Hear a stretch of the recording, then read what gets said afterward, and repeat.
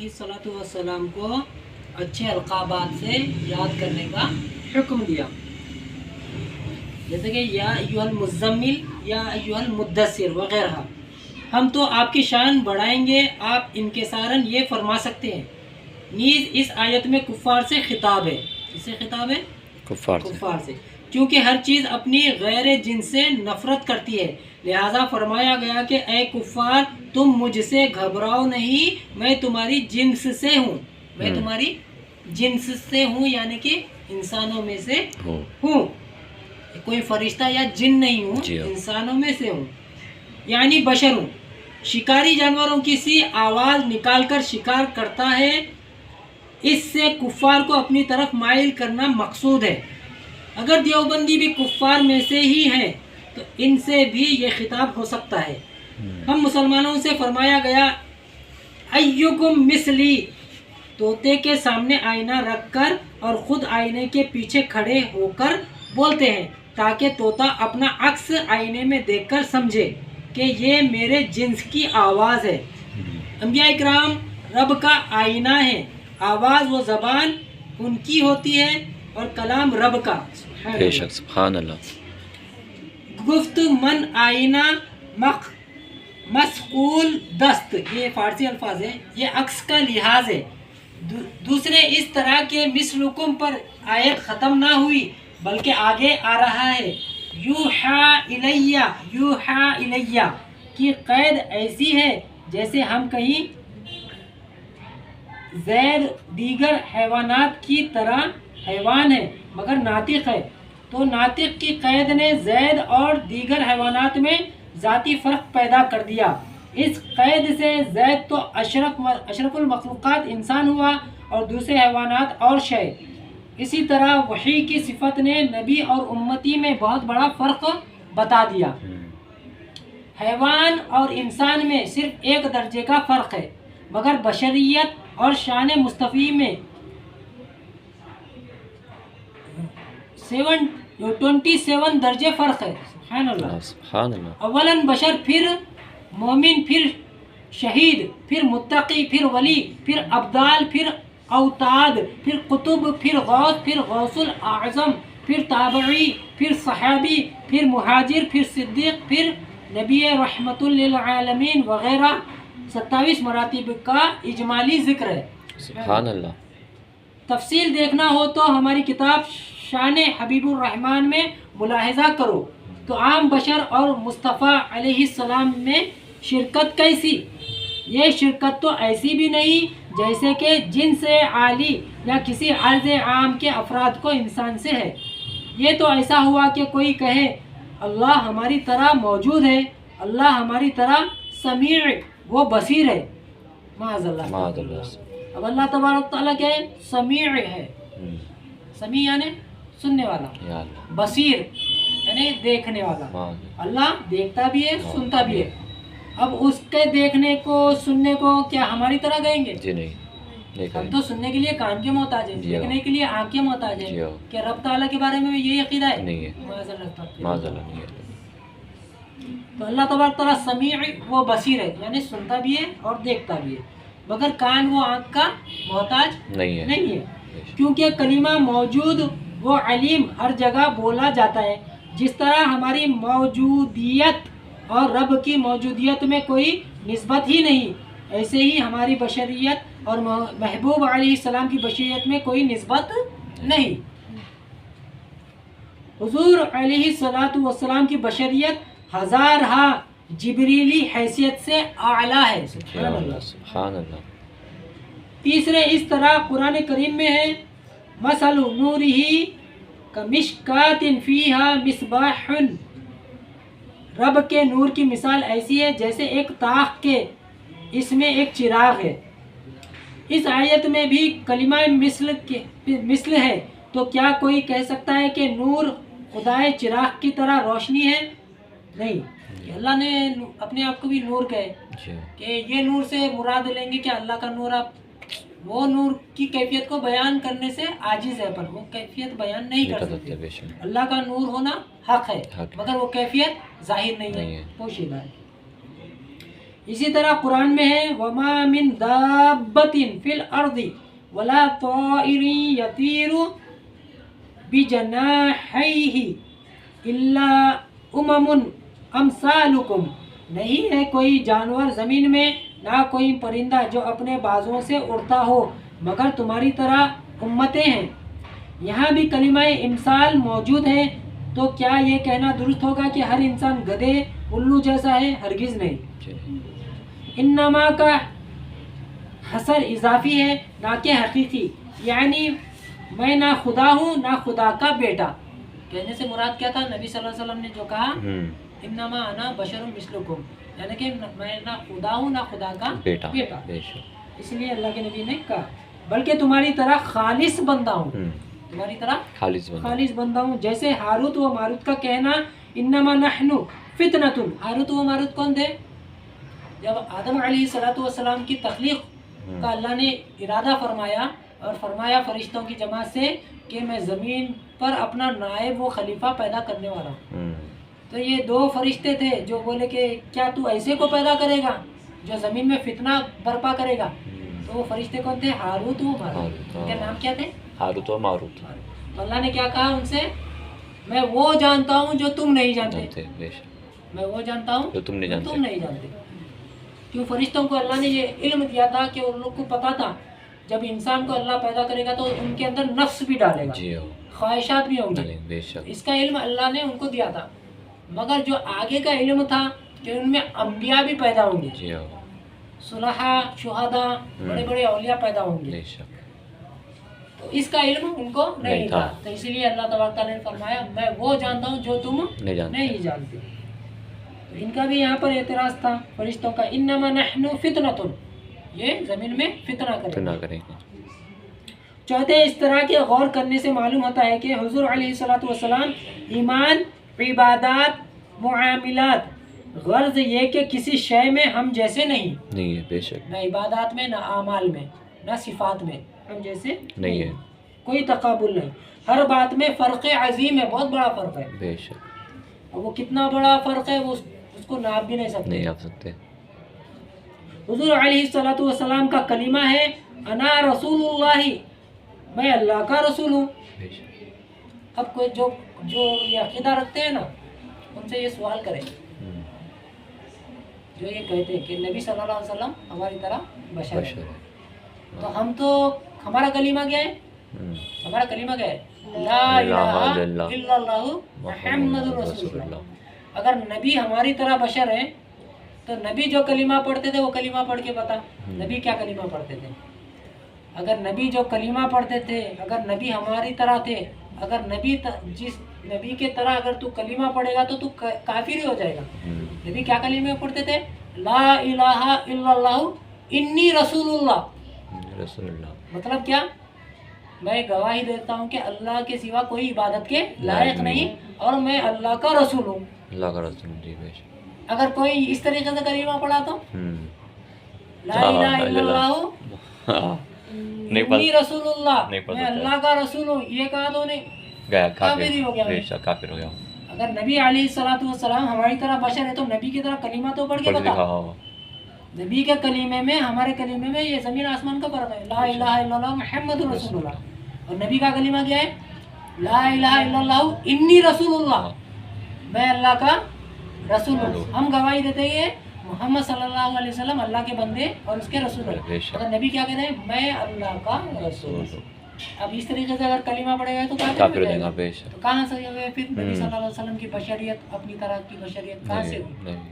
تو معاذ اللہ، ایسے تو بہت دلائل آئیں گے۔ یہ ایک دلیل جو ایسا عقیدہ رکھے ہوئے اس سے پوچھے، سوال کریں، آپ رکھ کے نبی کا کلمہ پڑھ، نبی کا جو کلمہ پڑھتے تھے وہ کلمہ تو پڑھ کے بتا۔ نبی کا کیا کلمہ تھا؟ لا الہ الا اللہ انی رسول اللہ، یہ کلمہ تو پڑھ کے بتا۔ تو یہ کلمہ یہاں پر پورا نہیں ہوگا تو یہاں سے نکل کر وہاں جہنم میں چلے جائے گا۔ کلمہ بھی پورا بھی نہیں ہوگا، انی رسول اللہ کہنے پہ آئے گا تو یہاں سے اسلام سے نکل کے جہنم میں چلے جائے گا۔ تو نبی ہماری طرح بشر کہاں سے ہوئے؟ یہ تو ایک مثال تھی۔ انشاءاللہ تبارک تعالیٰ عقیدے کو مضبوط کرنے کے اور بہت سے دلائل انشاءاللہ آگے آئیں گے۔ تو نبی کا یہ کلمہ تھا अना रसूलुल्लाही, मैं अल्लाह का रसूल हूँ। सुभान अल्लाह। अगर हम ये कहें तो काफिर हो जाए, बेशक हम ये कहें तो काफिर हो जाएंगे। काफिर हो जाए। हुजूर अलैहिस्सलातु वस्सलाम का ईमान देखी हुई चीज़ों पर कि रब को, जन्नत को, दोज़ख को मुलाहिजा फरमा लिया। नबी का जो ईमान है वो देखा हुआ ईमान है। अल्लाह के नबी ने जन्नत को भी देखा, दोज़ख को भी देखा, अपने रब को भी देखा, बेशक जिब्रील को भी देखा, जी, इस्राइल को भी देखा, इसराइल को भी देखा, मीकाइल को भी देखा अलैहिस्सलातु वस्सलाम।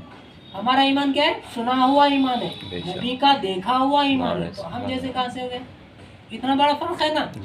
नबी का देखा हुआ ईमान है, हमारा सुना हुआ ईमान है। तो हमारी तरह बशर कहाँ से हो गए? ये दूसरी दलील है। सुभान अल्लाह।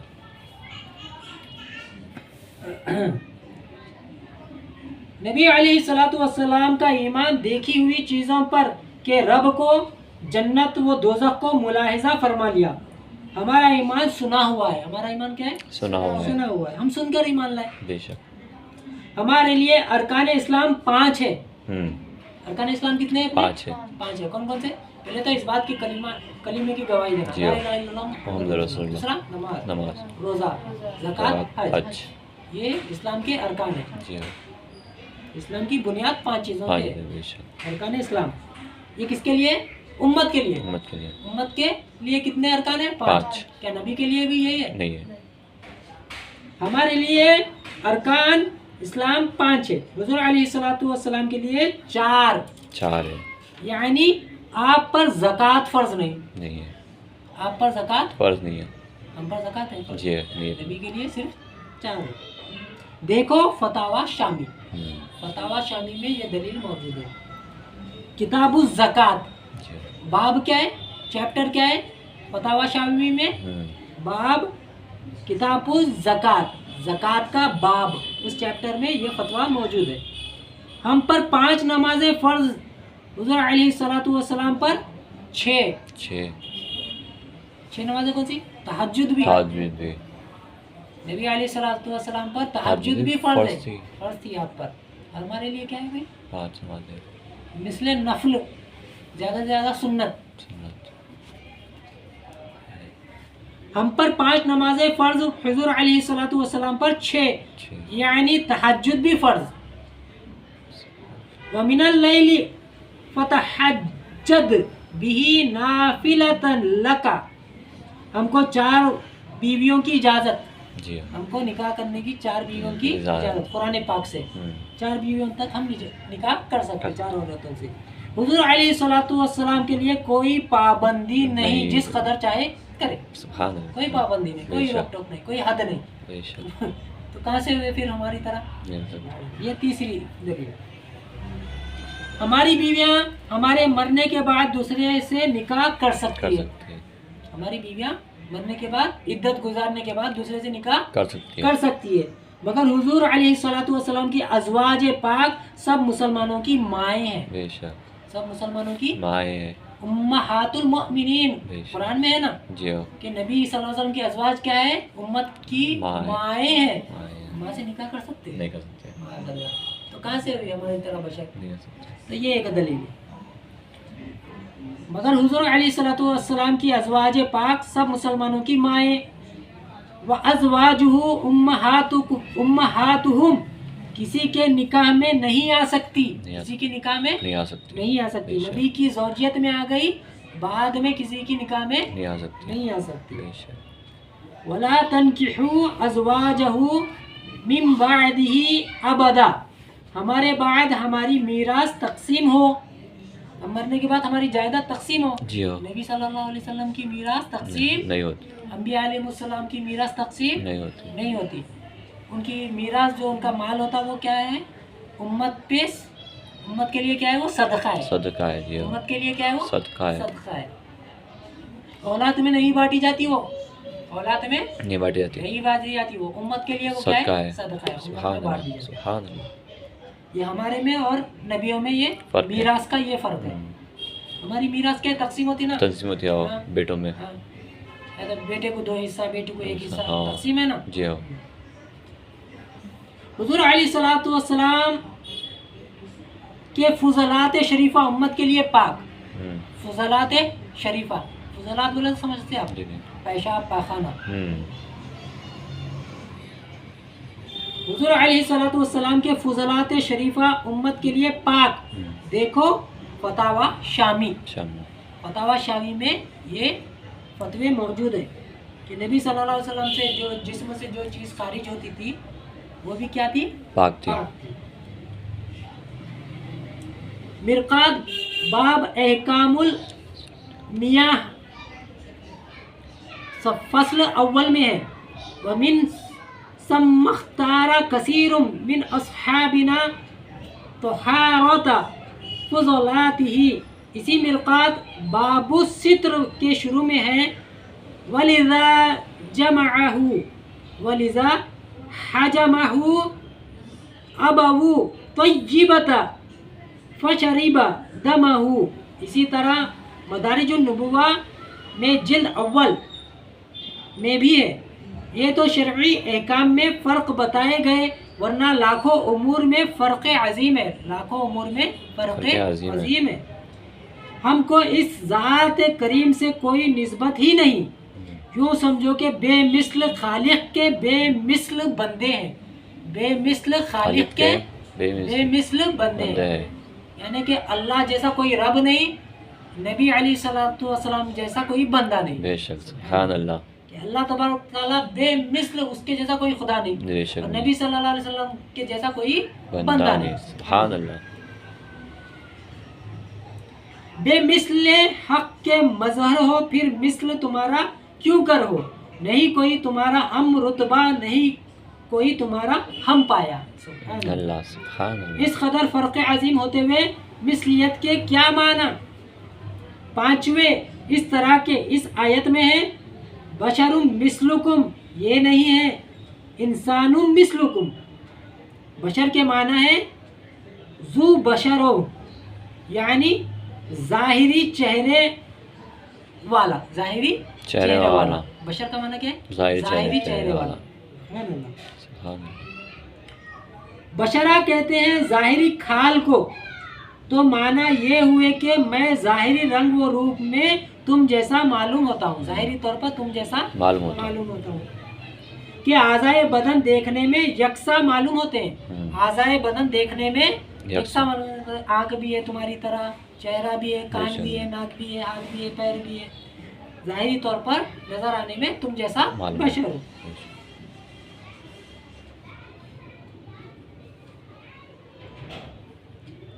اعضائے بدن دیکھنے میں یکساں معلوم ہوتے ہیں، مگر حقیقت یہ ہے کہ یوحا الیہ، ہم صاحب وحی ہیں، ہم صاحب وحی ہیں. یہ گفتگو بھی فقط ظاہری طور پر ہے، ورنہ ہمارے ظاہری اعضاء کو حضور علیہ الصلوۃ والسلام کے اعضائے مبارک سے کوئی نسبت نہیں. قدرت الہی تو دیکھو کہ بو کا لعاب شریف کھاری کنویں میں پڑے پانی میٹھا کر دے. سبحان اللہ. آج بھی عرب میں وہ کنواں موجود جی ہے، ہو. بیر روما کے نام سے وہ کنواں موجود ہے آج بھی. نبی علیہ الصلوۃ والسلام، وہ کنواں کھارا کنواں تھا. نبی علیہ الصلوۃ والسلام نے اس میں اپنا تھوک مبارک ڈال دیا، تھوک دیا، تو وہ کنواں کیا ہوا؟ میٹھا. آج تک وہ کنواں میٹھا ہے. سبحان اللہ. گوگل پہ مار کے سرچ کر لینا، وہ کنواں آپ کو دکھا دیا جاتا ہے ویڈیوز میں. بیر روما. بیر روما. جی، اسی کی یہاں پر بات ہو رہی ہے. نبی صلی اللہ علیہ وسلم نے اپنا تھوک مبارک اس میں ڈال دیا، تو وہ آپ کے لعاب دہن کی تاثیر سے وہ کنواں کیا ہوا؟ میٹھا ہو گیا. سبحان اللہ. اگر نبی ہماری طرح بشر ہے تو تیرا تھوک ڈال، دیکھتے ہیں وہ میٹھا. کئی بیماریاں آ جائیں گی اس میں. تیرا تھوک ڈالنے سے شفا تو نہیں، الٹا بیماریاں آ جائیں گی. معاذ اللہ. ان